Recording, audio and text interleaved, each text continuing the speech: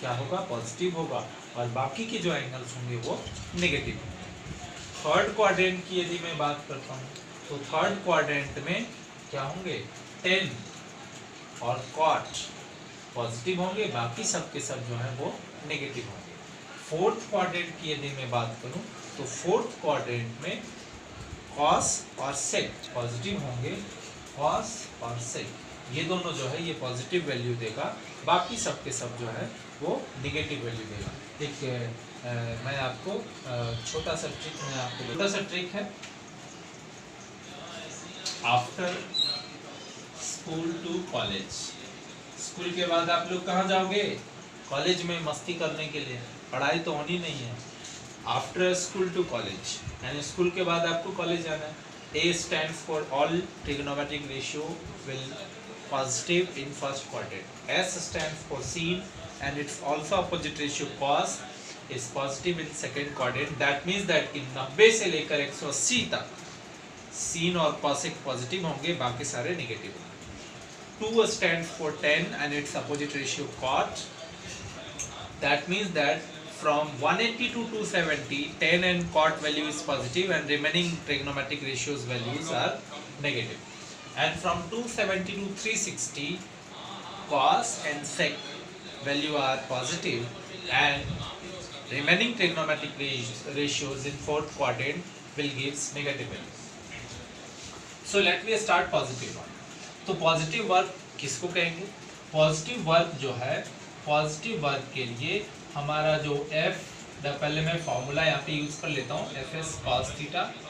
यदि cos theta का मान, अभी आप देखिए कि 0 एंड 0 to 90, 0 से 90 के बीच में, और 0 भी इंक्लूड है उसमें, तो ये जो रेंज है आपका, इसमें जो आपका वर्कडन होगा वो पॉजिटिव होगा। यानी कि जो थीटा होना चाहिए वो थीटा बराबर भी होना चाहिए 0 का, और थीटा जो है वो इसको मैं ऐसे रिप्रेजेंट करता हूँ कि 0 जो है 0 से वो बड़ा भी होना चाहिए और बराबर भी होना चाहिए, बट 90 से वो क्या होना चाहिए, छोटा होना चाहिए पॉजिटिव वर्क के लिए। क्योंकि अभी मैंने पढ़ा कि अगर cos 90 अगर मैं लिखूंगा तो वर्कडन 0 पे आ जाएगा, यानी कि काम बिल्कुल 0 हो जाएगा। तो हमें पॉजिटिव वर्क के बारे में बात करना है, तो यानी कि 0 के बराबर या फिर 0 से 90 के बीच में एंगल होना चाहिए। तो लेट बी सीन है कि यदि यहाँ पे कोई ब्लॉक है और इस ब्लॉक के ऊपर किसी ने इस डायरेक्शन में इस तरीके से फोर्स लगाया, अब इस तरीके से फोर्स लगाया, बट यहाँ पे इसका डिस्प्लेसमेंट जो है वो कुछ इस तरीके से होगा। अब डिस्प्लेसमेंट इधर हुआ तो दोनों के बीच का एंगल जो है वो एंगल कितने का बनेगा, यहाँ पे देखिए ये और साइड, ठीक है। तो डिस्प्लेसमेंट यदि इधर हुआ तो दोनों के बीच का जो एंगल है, एंगल ऑब्वियसली आपको दिख भी रहा होगा डायग्राम में कि ये 90 से छोटा एंगल है ना। तो that means that the theta is smaller than 90। So let me imagine कि ये जो है वो 30 डिग्री, तो वर्क डन क्या हो जाएगा, एफ एस कॉस 30 डिग्री।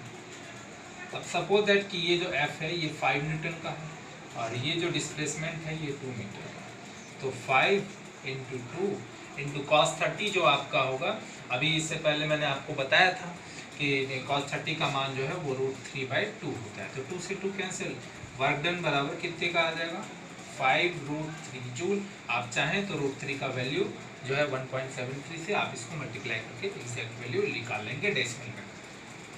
तो यहाँ पे आप देखिए कि वर्क डन क्या आया, पॉजिटिव आया। तो वर्क डन पॉजिटिव वर्क जो है उसके लिए हमारा जो है थीटा का जो रेंज है ना, रेंज ऑफ थीटा इज, मैं यहाँ पे इनइक्वलिटीज का सिंबल यूज करके मैं आपको रिप्रेजेंट कर देता हूँ। दैट मीन्स दैट कि पॉजिटिव वर्क तभी रहेगा जब थीटा का मान या तो 0 के बराबर या 0 और 90 के बीच में होगा, तो आपका वर्क क्या होगा, पॉजिटिव होगा। This is an example.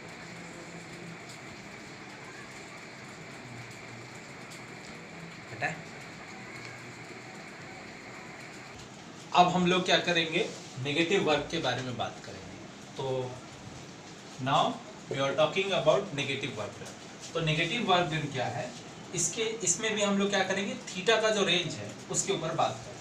अब देखिए कि सपोज दैट यहाँ पे कोई गोलाकार ऑब्जेक्ट है और इसके ऊपर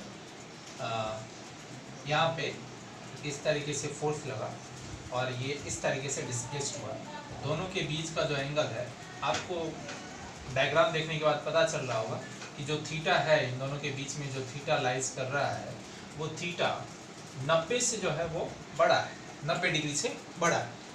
तो नेगेटिव वर्क के लिए जो रेंज होना चाहिए, थीटा का जो रेंज होना चाहिए, तो थीटा का जो रेंज है वो क्या होगा नेगेटिव वर्क के लिए, कि जो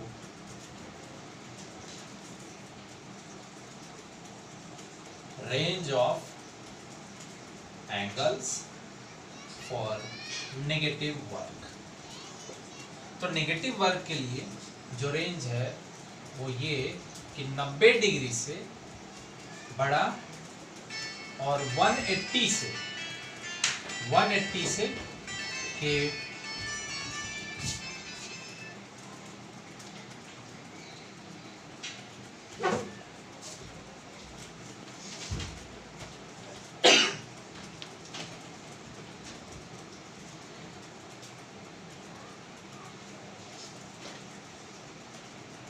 और 180 के बराबर भी, क्योंकि maximum positive work, maximum negative work done 180 degree पे ही होगा। अगर मैं यहाँ पे ये इमेजिन करूँ कि यहाँ पे जो 120 है, 120 डिग्री है, तो वर्क डन बराबर, सपोज दैट कि ये जो F है और ये जो डिस्प्लेसमेंट है ये मान लो 3 मीटर का है, ये मान लो तुम कि 10 न्यूटन का फोर्स है, तो यहाँ पे Fs cos थीटा, तो F है 10 न्यूटन का, डिस्प्लेसमेंट है 3 मीटर का, थीटा का मान cos 120, तो 30 और cos 120 का मान cos 60 का जो मान होगा वही cos 120 का भी होगा। cos 60 का मान 1/2 है, सिर्फ मैंने क्या कहा था, नेगेटिव लगा देना है, ठीक है। तो नेगेटिव हो जाएगा, यहाँ पे कितना बचेगा, -15 जूल, ये इसका वर्क डन था। तो आपने यहाँ देखा कि यहाँ पे जो नेगेटिव वर्क शो कर रहा है, negative sign represents that the work is to be doing in negative form. तो अब आप यहाँ पे समझिए कि मैक्सिमम नेगेटिव वर्क जो होता है, क्या मैंने बोला, maximum negative work is at 180 degree. क्यों? वो इसलिए कि मान लीजिए कि कोई फोर्स इस तरीके से लग रहा है और इसका डिस्प्लेसमेंट इस तरीके से हो रहा है, तो यहाँ पे जो एंगल बनेगा वो 180 डिग्री का होगा। एंड यू नो दैट कि cos 180 degree is equals to -1, तो cos 180 degree is equals to -1 हो जाएगा। तो Fs cos 180 degree, that means that जो भी F और S रहेगा यहाँ पे, तो लेट मी इमेजिन 5 न्यूटन और 2 मीटर, तो 5 × 2 × -1। आप यहाँ पे देख रहे होंगे कि मैक्सिमम पॉजिटिव वर्क, इस सिचुएशन के लिए ये मैक्सिमम पॉजिटिव वर्क को शो कर रहा है। तो मैक्सिमम पॉजिटिव वर्क कितने पे होगा, 180 डिग्री पे। और मैक्सिमम पॉजिटिव वर्क के लिए मैंने उस समय मैं भूल गया था बताना आप लोग को, तो ये भी कहीं पे लिख लीजिएगा जब आप नोट अगर तैयार कीजिएगा तो मैक्सिमम पॉजिटिव वर्क जो होता है वो मैक्सिमम पॉजिटिव वर्क 0 डिग्री पे होता है, क्योंकि 0 डिग्री पे cos थीटा का मान 1 होता है, इसलिए मैक्सिमम पॉजिटिव वर्क कितने पे होगा, 0 डिग्री पे। अब देखो 180 डिग्री और 0 डिग्री में फर्क क्या है, इसको भी समझना चाहिए। 180 डिग्री में कि फोर्स जिस डायरेक्शन में लगेगा, अगर उसके ठीक अपोजिट डायरेक्शन में डिस्प्लेसमेंट हो रहा है बॉडी का, तो दैट मीन्स दैट कि वो क्या है, 180 डिग्री का एंगल बना रहा है। मैं फिजिकली मतलब कि आपको बता रहा हूँ। और यदि किसी भी बॉडी में जिस डायरेक्शन में फोर्स लगा है उसी डायरेक्शन में यदि डिस्प्लेसमेंट भी हुआ है, तो वो 0 डिग्री का फॉर्मेशन कर रहा है। अब इसी को मैं इस तरीके से यदि रिप्रेजेंट कर दूं, ये फोर्स का डायरेक्शन और यही डिस्प्लेसमेंट का डायरेक्शन, तो यहाँ जो एंगल का निर्माण हो रहा है वो 0 डिग्री का है, लेकिन यहाँ पे क्या हो रहा है, 180 डिग्री का है। तो ये जो है ये आपका नेगेटिव वर्क डन का ये रेंज हो गया कि 90 डिग्री के बराबर नहीं,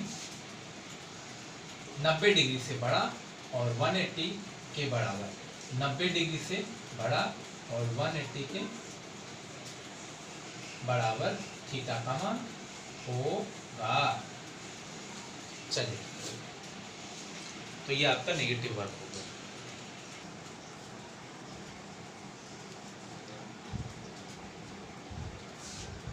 Now we are seeing here that work is 0, work is negative, work is positive.